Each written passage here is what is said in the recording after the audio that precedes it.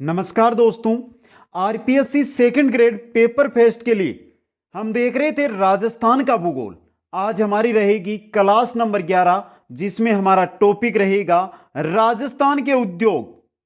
मित्रों, बहुत ही important topic रहेगा ये, और इसके अंदर आज हम विस्तृत अध्ययन करेंगे राजस्थान के उद्योगों से।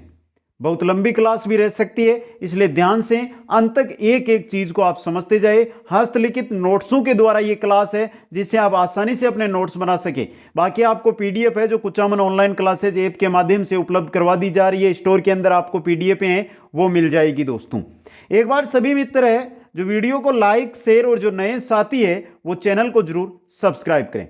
मित्रों, चलते हैं क्लास की ओर। राजस्थान के उद्योग, इंडस्ट्री, बात करते हैं मित्रों उद्योगों के प्रकार की। सबसे पहले हम बात करने वाले हैं राजस्थान की हो या किसी भी प्रकार के उद्योग हो, भारत के हो, उद्योग के जो प्रकार है।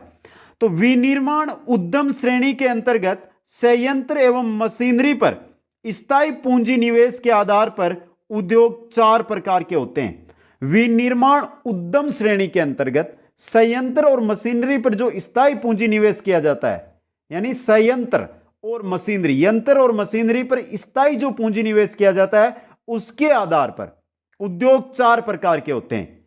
कौन कौन से होते हैं? अति लघु या सूक्ष्म उद्योग, लघु उद्योग, मध्यम उद्योग और वृहत उद्योग। पहला है हमारा अति लघु या सूक्ष्म उद्योग। इन उद्योगों की स्थायी पूंजी निवेश की सीमा 25 लाख रुपए तक होती है।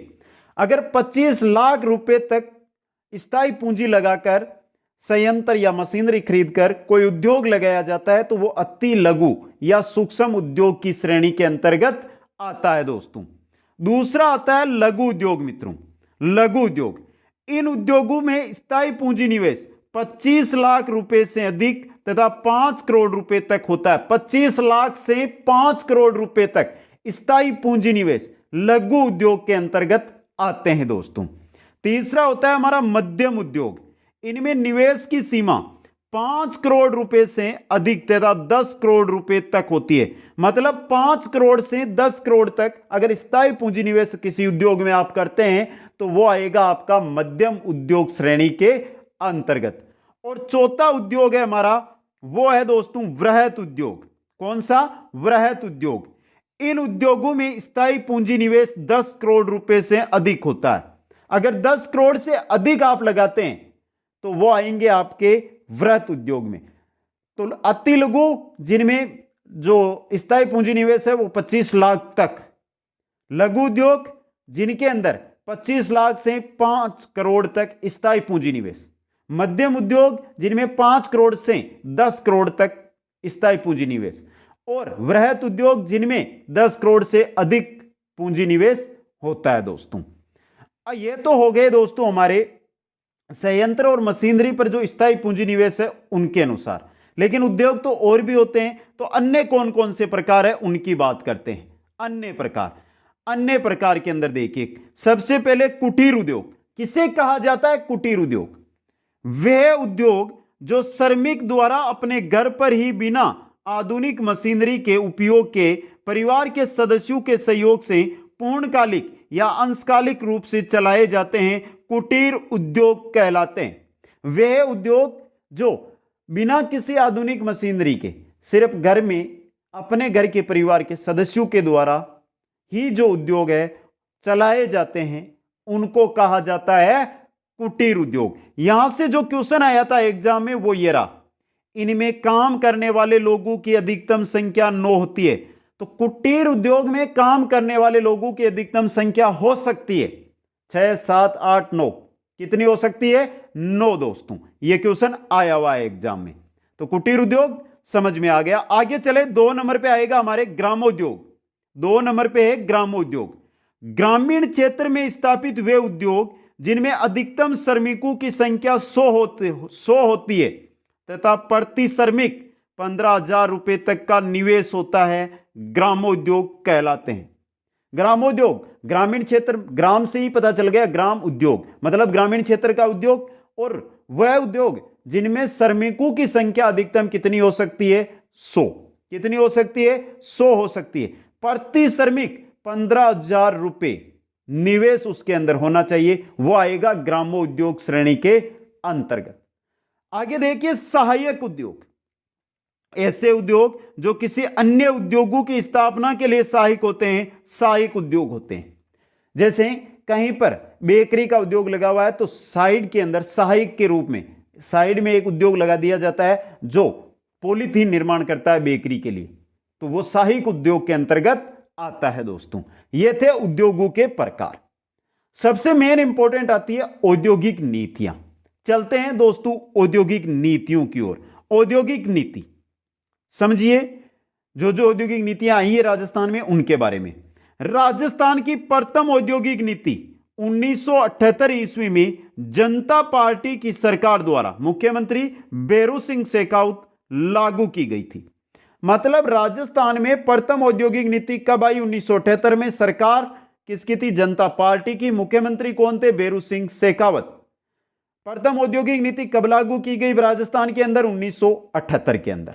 दूसरी में चलिए, राजस्थान की द्वितीय, तृतीय, चतुर्थ औद्योगिक नीतियां क्रमशः 1991, 1994, 1998 में भाजपा सरकार मुख्यमंत्री बेरू सिंह शेखावत के द्वारा लाई गई। प्रथम, द्वितीय, तृतीय और चतुर्थ बेरू सिंह शेखावत के द्वारा ही लाई गई है। अब देखिए मित्रों, यहां पे सन में प्रथम आई है 1978 में, दूसरी आई है 1991 में, तीसरी आई है 1994 में और चौथी आई है 1998 में। दोस्तों आगे चलिए नेक्स्ट की ओर। नेक्स्ट है दोस्तों हमारा जून 2010 में राजस्थान के तात्कालिक मुख्यमंत्री थे श्री अशोक गहलोत के द्वारा औद्योगिक एवं निवेश संवर्धन नीति लागू की गई। औद्योगिक एवं निवेश संवर्धन नीति राजस्थान में कब लागू की गई? 2010 जून के अंदर। मुख्यमंत्री कौन थे? अशोक गहलोत। आगे देखिए मित्रों, आगे है आपके अक्टूबर 2014 में, अक्टूबर 2014 में राजस्थान की मुख्यमंत्री श्रीमती वसुंधरा राजे के द्वारा राजस्थान निवेश प्रोत्साहन योजना प्रारंभ की गई, जो कब तक लागू रही? 31 मार्च 2019 तक। 31 मार्च 2019 तक यह लागू रही। यह बहुत इंपॉर्टेंट बन सकती है एग्जाम की दृष्टि से। अब बात कर लेते हैं नवीनतम नीति की। तो नवीनतम औद्योगिक नीति 2019 को दिसंबर 2019 में जारी की गई। तो नवीनतम जो औद्योगिक नीति है 2019 में जारी की गई दिसंबर में। उद्देश्य क्या था? इकोसिस्टम को ध्यान में रखते हुए, ध्यान से पढ़ लेना, यह उद्देश्य वन लाइनर क्वेश्चन बनता है और यहां से आपके ऑब्जेक्टिव के रूप में बन सकता है क्वेश्चन। इकोसिस्टम को ध्यान में रखते हुए राजस्थान को भारत का पसंदीदा निवेश गंतव्य बनाना, यह उद्देश्य है जो नई नवीनतम औद्योगिक नीति है इसका। 2019 से 2024 तक यह औद्योगिक नीति रहेगी। दोस्तों जो कमेटी, जिस कमेटी के आधार पर यह औद्योगिक नीति आई है वो कमेटी है के पाठक कमेटी। दोस्तों कौन सी है? के पाठक कमेटी। आगे चलिए मित्रों, अब बात करते हैं भारत की औद्योगिक राजधानी या भारत की आर्थिक राजधानी। दोनों एक ही चीज है। औद्योगिक राजधानी कहो या आर्थिक राजधानी कहो, उत्तर आपका मुंबई महाराष्ट्र ही होगा। मुंबई औद्योगिक राजधानी या आर्थिक राजधानी भारत की? मुंबई महाराष्ट्र। बात करते हैं भारत की औद्योगिक नगरी की, राजधानी की नहीं, औद्योगिक नगरी की, तो आएगा आपका कानपुर, उत्तर प्रदेश। भारत की औद्योगिक नगरी कानपुर। अब बात कर लेते हैं साथ में राजस्थान की। तो राजस्थान की औद्योगिक राजधानी, राजस्थान की औद्योगिक नगरी या राजस्थान का कानपुर, तीन क्वेश्चन बन रहे हैं यहां से। पहला तो भारत की औद्योगिक राजधानी मुंबई है, राजस्थान की औद्योगिक राजधानी कोटा है। भारत की आर्थिक राजधानी, सॉरी राजस्थान, भारत की आर्थिक राजधानी मुंबई, राजस्थान की आर्थिक राजधानी कोटा। राजस्थान की औद्योगिक नगरी, राजस्थान की औद्योगिक नगरी कोटा, राजस्थान का कानपुर कोटा। यह बहुत इंपॉर्टेंट क्वेश्चन बनता है एग्जामों में। दोस्तों आगे चलिए मित्रों, आगे देखते हैं राजस्थान में न्यूनतम उद्योगों वाले जिले, जहां पर बहुत ही कम उद्योग है, उस पे सबसे कम उद्योग है जैसलमेर में, उसके बाद नंबर आता है प्रतापगढ़ का। राजस्थान में सर्वाधिक उद्योगों वाले जिले, सर्वाधिक उद्योग है जयपुर में, 2 नंबर पे आता है आपका अलवर। ये दोनों ही इंपॉर्टेंट है आपके लिए। सबसे कम उद्योग जैसलमेर में, सर्वाधिक उद्योग जयपुर के अंदर दोस्तों। आगे चलिए, आगे देखते हैं। राजस्थान के सकल राज्य घरेलू उत्पाद में औद्योगिक क्षेत्र का योगदान लगभग 30% है, 29 या 30% है। तो राजस्थान के सकल राज्य घरेलू उत्पाद में औद्योगिक क्षेत्र का योगदान लगभग 30%। बहुत कम एग्जाम में यह क्वेश्चन बनता है, लेकिन याद रखना। आगे देखिए, भारत की द्वितीय पंचवर्षीय योजना 1956 से 61 में औद्योगिक क्षेत्र पर सर्वाधिक ध्यान दिया गया। यह योजना महालनोबिस मॉडल पर आधारित थी।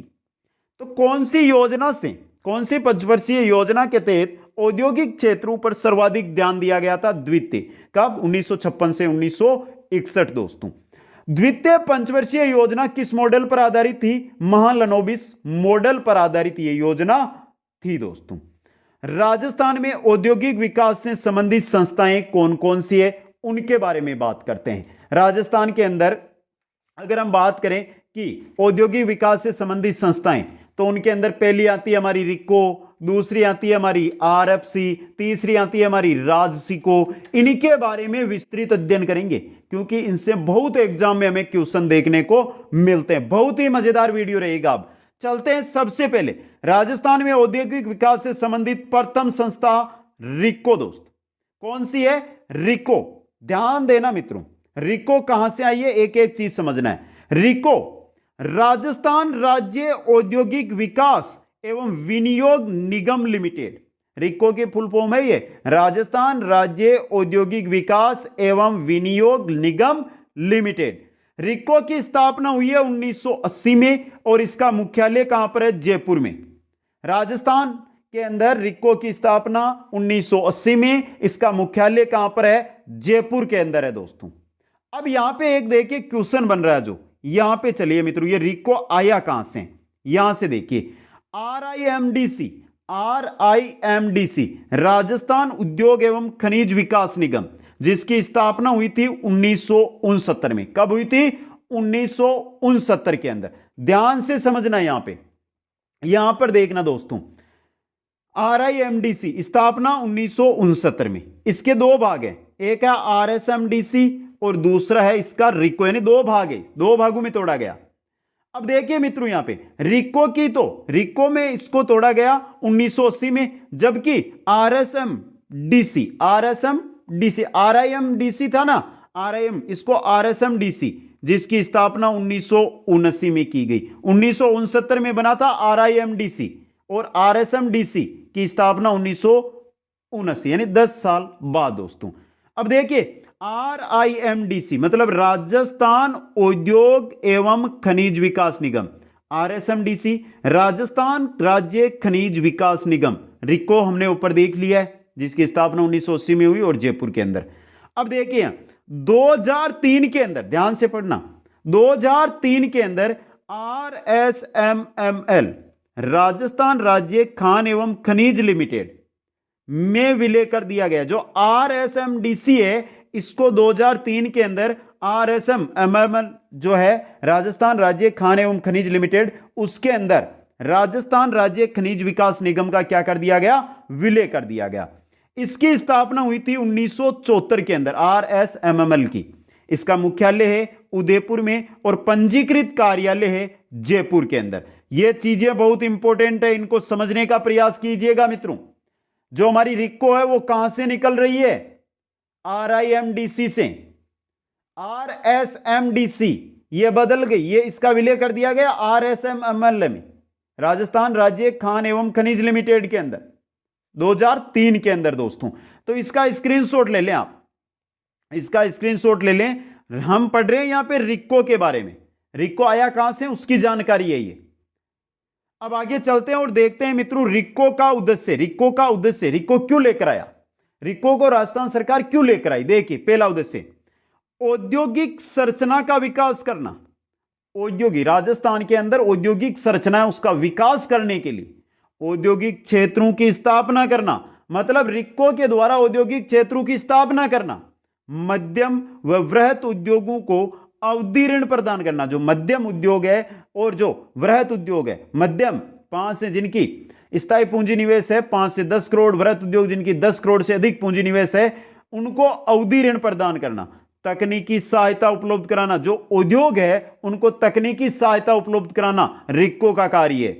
अंशभागिता के द्वारा औद्योगिक विकास, रिक्को खुद के अंशभागिता के द्वारा औद्योगिक विकास करना। परियोजनाओं से संबंधित प्रतिवेदन तैयार करके सरकार को सौंपना। जो भी नई परियोजना रिक्को लेकर आता है या औद्योगिक विकास से संबंधित परियोजनाएं होती है, उनका प्रतिवेदन रिक्को द्वारा तैयार किया जाता है और फिर सरकार को सौंपा जाता है दोस्तों। इसलिए रिक्को की स्थापना की गई। ये रिक्को के क्या है, मुख्य उद्देश्य हैं दोस्तों। आगे हम बात करते हैं रिक्को का राजस्थान के औद्योगिक विकास में क्या क्या योगदान रहा। तो चलते हैं मित्रों, आगे देखते हैं रिक्को का राजस्थान के औद्योगिक विकास में योगदान। पहला है CDOS, central port development of stones. CDOS का फुल फॉर्म होता है centre for development of stones. इसका मुख्यालय सीतापुरा जयपुर के अंदर। इसकी स्थापना रिक्को के द्वारा आयामी पत्थर के विकास के लिए की गई। तो सीडोस की स्थापना क्यों की गई? रिक्को के द्वारा स्थापित है ये। इसकी स्थापना रिक्को के द्वारा आयामी पत्थर के विकास के लिए की गई दोस्तों। आगे देखिए, रिक्को के द्वारा राजस्थान में 344 औद्योगिक क्षेत्रों की स्थापना भी की गई है।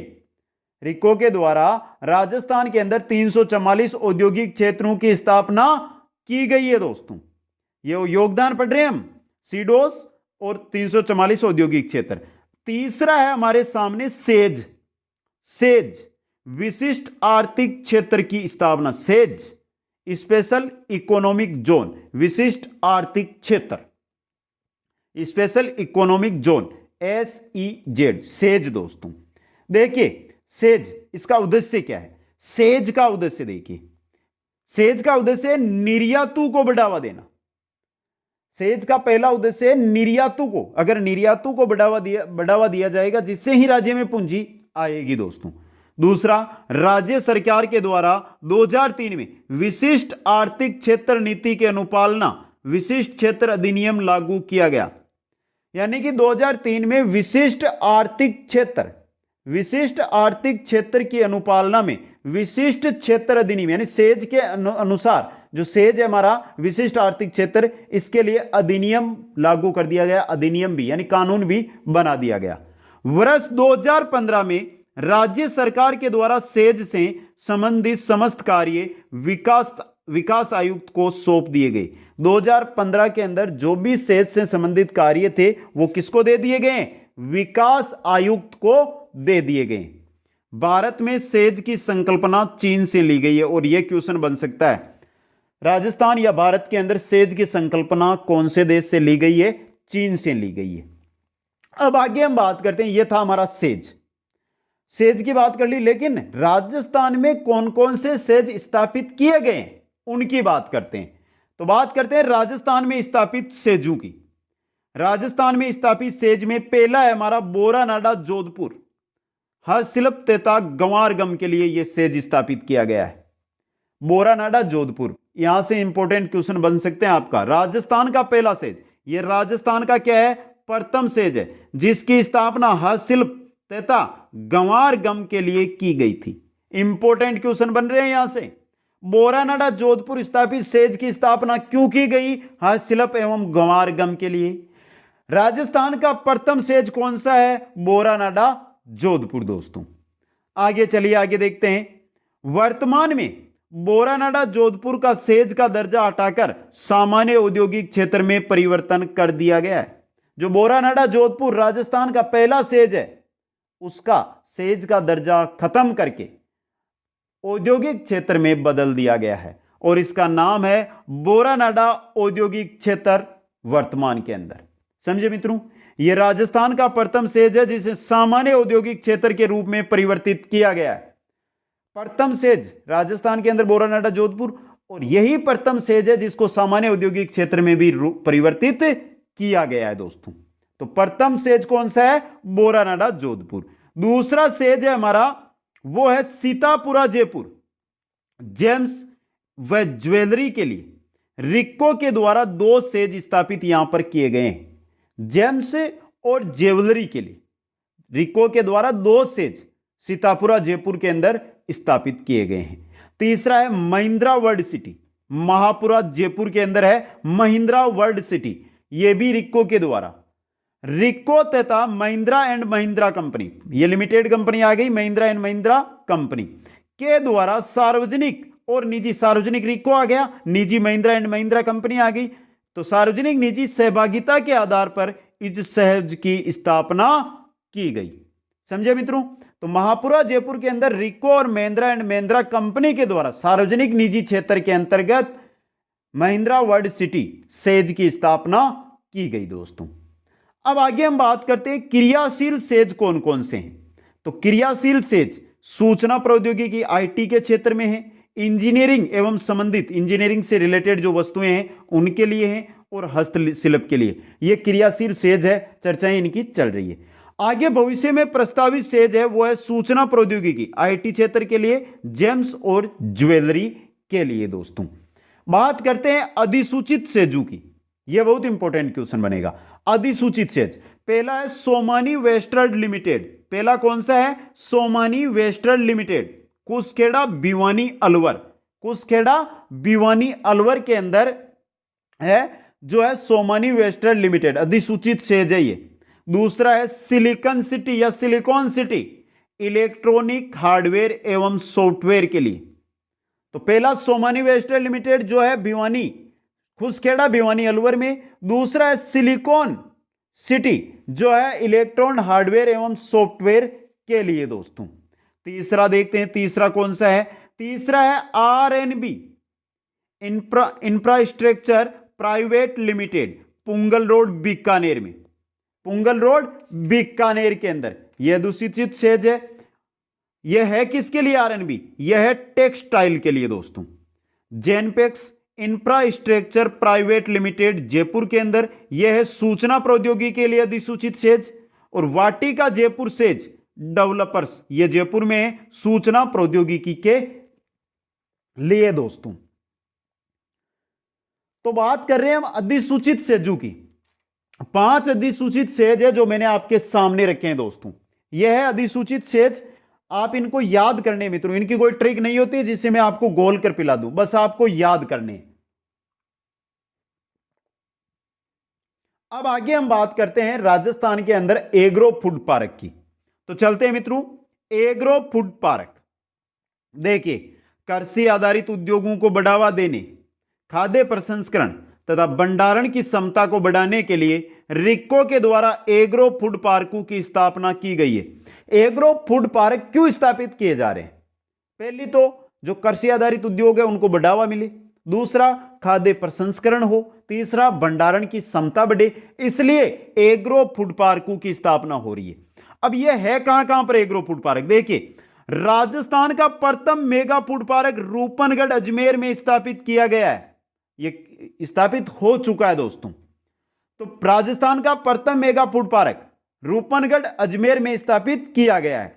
बाकी रानपुर कोटा में, बोरानाडा जोधपुर में, मत्स्य औद्योगिक क्षेत्र अलवर में, उद्योग विहार श्री गंगानगर में, दानोदी जालरापाटन झालावाड़ के अंदर। यहां पर क्या किया जा रहा है? यहां पर agro food park, mega food park या एग्रो फूड पार्क है जो स्थापित किए जा रहे हैं दोस्तों। पहली थी हमारी रिक्को जिसके बारे में हमने अध्ययन कर लिया। 2 नंबर पे आती है हमारी, वो आती है आरएफसी राजस्थान वित्त निगम। आरएफसी राजस्थान वित्त निगम, यह औद्योगिक विकास, राजस्थान में औद्योगिक विकास से संबंधित दूसरी संस्था है मित्रों। आरएफसी राजस्थान वित्त निगम, जिसकी स्थापना की गई थी 1955 के अंदर, और इसका मुख्यालय कहां पर है? जयपुर में। आरएफसी का मुख्यालय जयपुर, आरएफसी की स्थापना 1955 में। आरएफसी का पूरा नाम राजस्थान वित्त निगम। बात करते हैं आरएफसी के मुख्य कार्यों की। आरएफसी के मुख्य कार्यों की देखिए, अति लघु, लघु तथा मध्यम उद्योगों को मध्यमकालीन तथा दीर्घकालीन वित्तीय सहायता प्रदान करना। तो मित्रों यहां पे हम देख रहे हैं अति लघु, लघु, जबकि हमने मध्यम उद्योग और जो वृहत उद्योग है उनके लिए रिक्को है, लेकिन जो छोटे छोटे उद्योग है, अति लघु, लघु और मध्यम उद्योग है, उनके लिए ऋण की सुविधा या वित्तीय सहायता ये कौन देता है? आरएफसी, राजस्थान वित्त निगम। दूसरा इसका कार्य है वो है ऋणों की गारंटी प्रदान करना। क्या है मित्रों? ऋणों की गारंटी प्रदान करना दोस्तों, ये दो इसके कार्य हैं। अब बात करते हैं आरएफसी का राजस्थान के औद्योगिक विकास में क्या योगदान है। आरएफसी का राजस्थान के औद्योगिक विकास में योगदान, पहला है सेमफेक्स योजना। सेमफेक्स योजना, देखिए भूतपूर्व सैनिकों को इस योजना के अंतर्गत स्वयं के उद्यम स्थापना हेतु वित्तीय सहायता प्रदान की जाती है। जो भी भूतपूर्व सैनिक है, अगर वो अपना खुद का उद्योग या उद्यम स्थापित करना चाहते हैं तो उनके लिए वित्तीय सहायता सेमफेक्स योजना के द्वारा दी जाती है। आरएफसी का पहला योगदान। दूसरा योगदान है वो है महिला उद्यम नीति योजना। महिला उद्यम नीति योजना, इस योजना के अंतर्गत आरएफसी, राजस्थान वित्त निगम के द्वारा महिलाओं को परिवहन क्षेत्र के अतिरिक्त अन्य किसी क्षेत्र में उद्यम स्थापना हेतु वित्तीय सहायता प्रदान की जाती है। तो महिला उद्यम नीति है, इसके द्वारा जो महिलाएं हैं उनको आरएफसी के द्वारा परिवहन क्षेत्र को छोड़कर बाकी अगर वो कहीं पर उद्यम लगाना चाहती है, उद्योग लगाना चाहती है, तो वित्तीय सहायता दी जाती है। तीसरा है शिल्पबाड़ी योजना। ग्रामीण एवं शहरी क्षेत्र के शिल्पकारों को इस योजना के अंतर्गत वित्तीय सहायता प्रदान की जाती है। तो शिल्पबाड़ी योजना के द्वारा जो ग्रामीण और शहरी क्षेत्र के शिल्पकार है उनको वित्तीय सहायता दी जाती है। पहली थी सेमफेक्स योजना, भूतपूर्व सैनिकों से संबंधित। दूसरी है महिला उद्यम नीति योजना। तीसरी है शिल्पबाड़ी योजना। चौथी है सिल्वर कार्ड योजना। पांचवी है गोल्डन कार्ड योजना और छठवीं है प्लेटिनम कार्ड योजना। इनसे रिलेटेड आपको ज्यादा जानकारी की जरूरत नहीं है, ज्यादा क्वेश्चन आपके नहीं बनेंगे। तो यह थी आरएफसी का राजस्थान के औद्योगिक विकास में योगदान। तीसरी जो हमारी संस्था है वो आती है, तीसरी संस्था राजसिको, राजस्थान लघु उद्योग निगम। राजस्थान लघु उद्योग निगम जिसकी स्थापना की गई थी 1961 में और इसका मुख्यालय कहां पर है? जयपुर के अंदर। इसका मुख्यालय कहां पर है? जयपुर के अंदर है दोस्तों। एक बार फिर आप सभी की जानकारी के लिए मैं बताना चाहता हूं, रिक्को की स्थापना कब हुई थी? 1980 में। मुख्यालय है जयपुर में। रिक्को की स्थापना 1980, मुख्यालय कहां पर है मित्रों? जयपुर के अंदर। आरएफसी, राजस्थान वित्त निगम की स्थापना 1955 में, मुख्यालय कहां पर है? जयपुर में। तीसरी संस्था है राजसिको जिसकी स्थापना 1961 में और मुख्यालय कहां पर? जयपुर के अंदर। अब बात करते हैं जो राजसिको है इसके मुख्य कार्य क्या है मित्रों?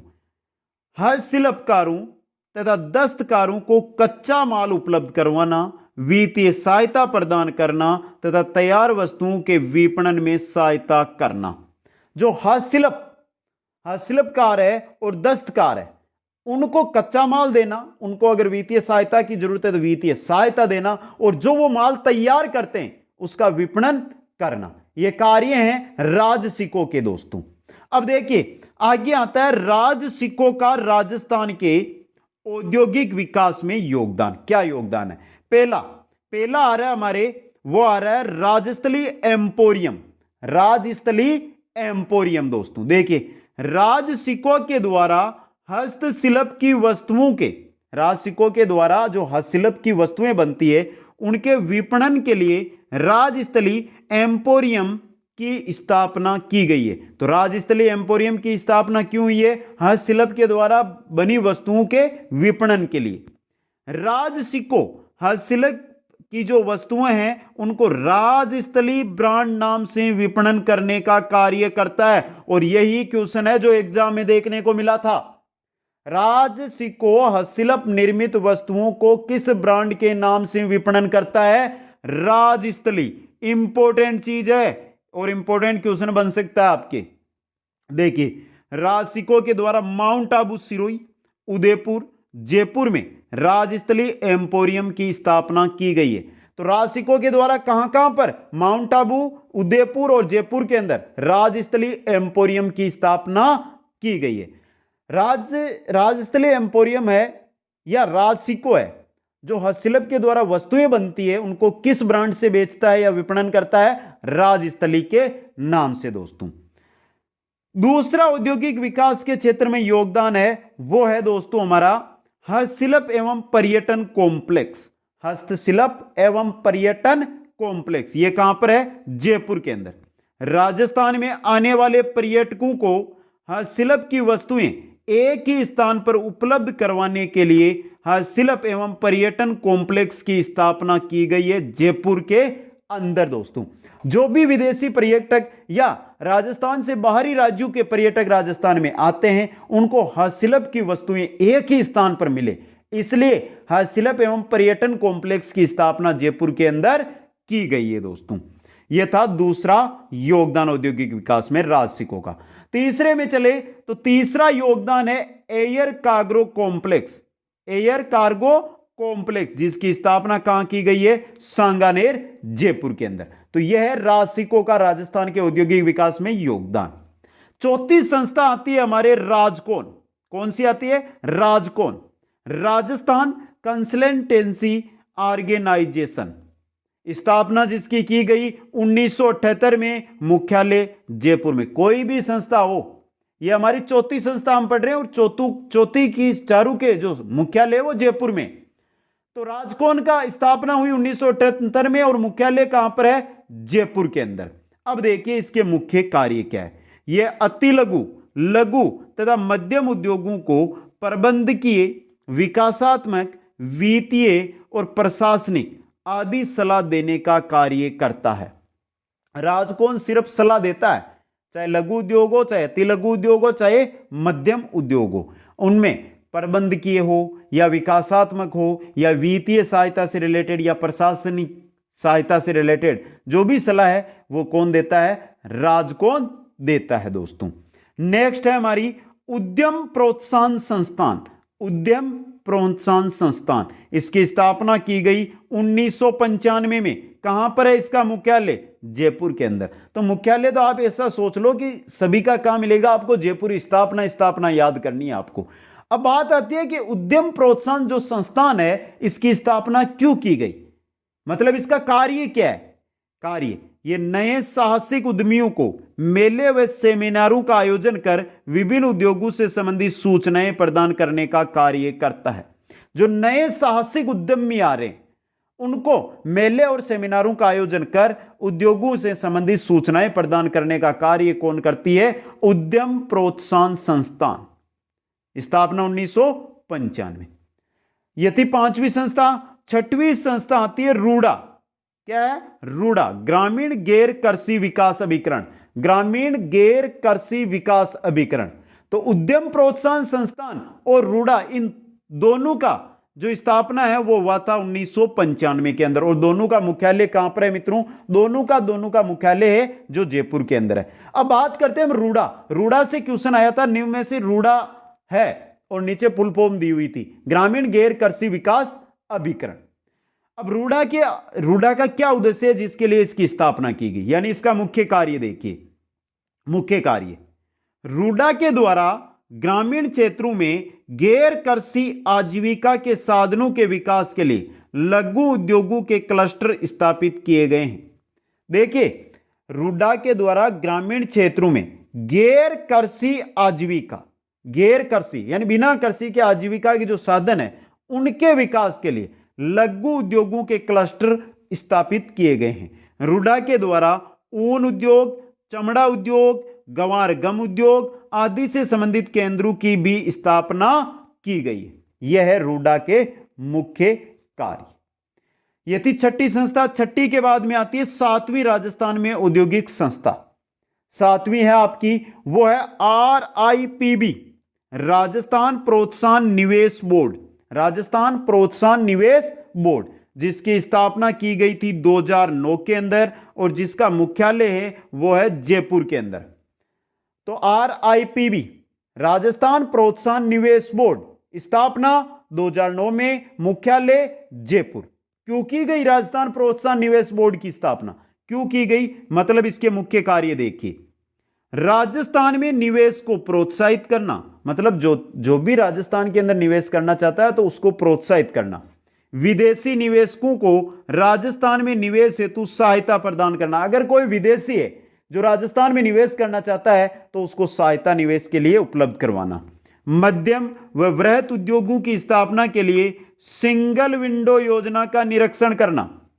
मध्यम उद्योग या वृहत उद्योग की कोई स्थापना करना चाहता है तो उसके लिए सिंगल विंडो योजना, एक ही विंडो से, एक ही खिड़की से सब कामकाज का निरीक्षण करना और निवेश नीति का, जो भी निवेश नीतियां हैं उनका क्या करना, यहां पर निरीक्षण करना दोस्तों। तो दोस्तों आज की जो क्लास है उसके अंदर हमने सिर्फ और सिर्फ पढ़ा है, वो पढ़ा है राजस्थान में जो औद्योगिक संस्थाएं हैं जो उद्योग लगाने के लिए सहायता देती है, वित्तीय सहायता देती है, उनके बारे में। नेक्स्ट जो हमारी क्लास रहेगी उसके अंदर सिर्फ और सिर्फ हम अध्ययन करेंगे जो राजस्थान के उद्योग है उनके बारे में। जैसे हमारे सूती वस्त्र उद्योग आ गया, सीमेंट उद्योग आ गया, या फिर सफेद सीमेंट उद्योग आ गया, टायर उद्योग आ गया, चीनी कारखाने आ गए, इनके बारे में, कांच उद्योग, इनके बारे में नेक्स्ट क्लास में। तो पहले कमेंट करके बता दें आज की क्लास आपको कैसी लगी। अगर अच्छी लगी है तो वीडियो को लाइक करें, शेयर करें और जो नए साथी है चैनल को जरूर सब्सक्राइब करें। आप सभी को बहुत बहुत धन्यवाद। जय हिंद, जय भारत।